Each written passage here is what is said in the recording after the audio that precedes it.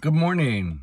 I was at Safeway this morning grabbing miscellaneous groceries, and there was a homeless woman with a sign and a stroller, and in the stroller she had a dog. It looked to be a mid-puppy-ish, so not a really small puppy, but also you could tell it was still young. And I saw them and I looked at them and I was looking at the puppy while I was walking into the store, and the puppy was wagging its tail and like, oh, I want to say hi, I want to say hi, just being a good dog because dogs are amazing.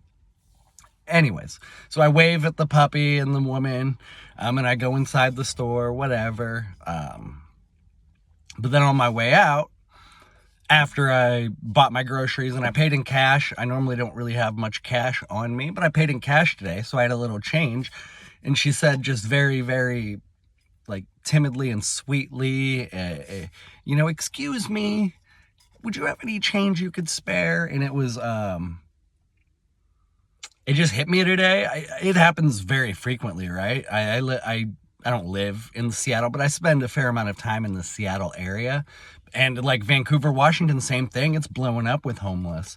And so it happens often, and I don't ignore it, but like often I try not to let it emotionally hit me. But this time it did. It hit me this morning.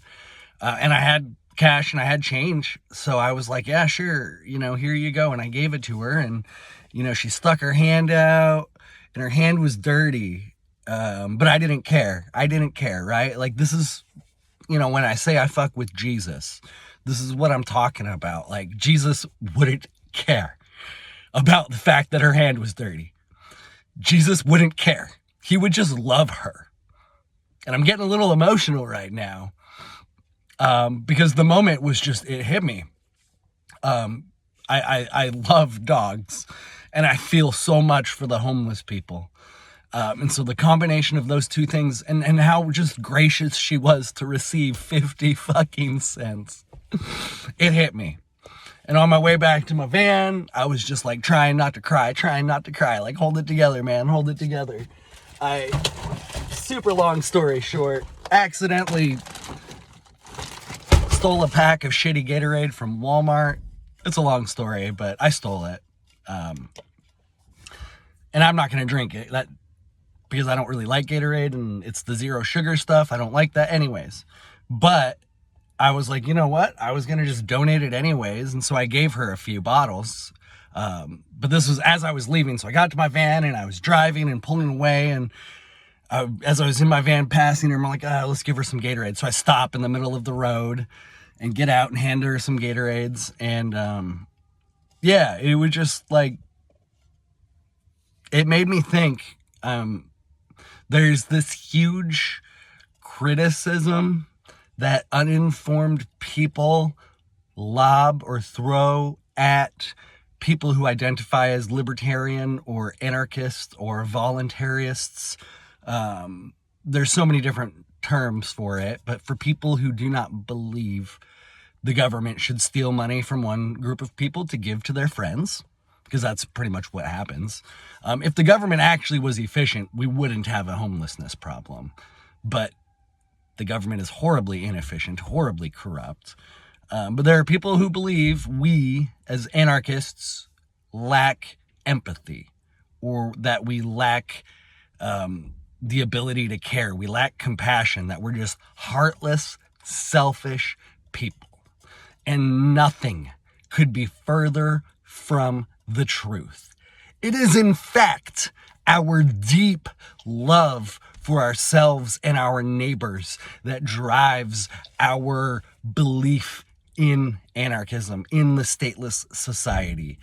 It drives our desire to dismantle this horribly corrupt system that is extremely dehumanizing, that is not at all compassionate or empathetic in its origins and efforts.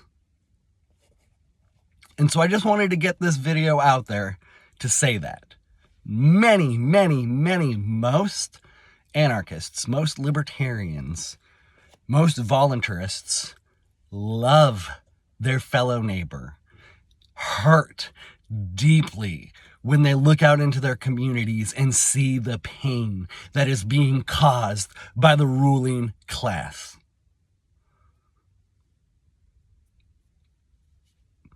I feel like if you've seen most of my videos, you'll see that I'm a deeply passionate person.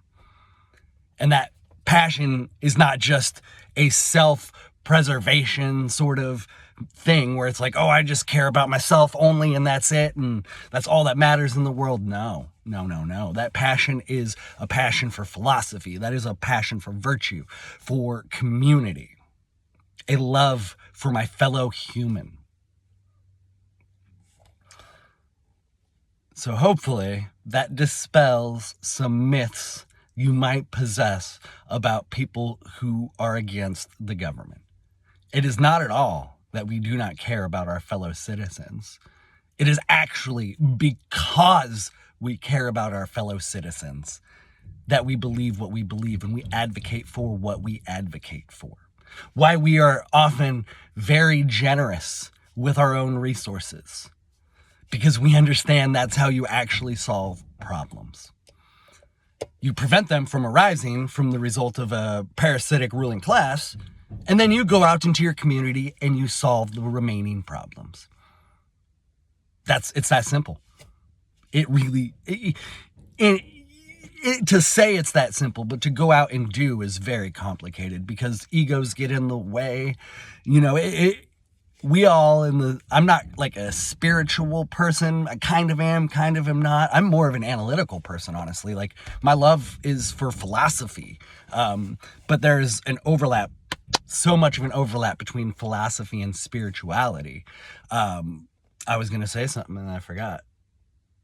Oh, the spiritual community. We all talk about love and light. And if you've ever done any psychedelics, you get those moments where you feel so connected to the universal source, to the lack of any inhibitions that prevent you from just loving completely.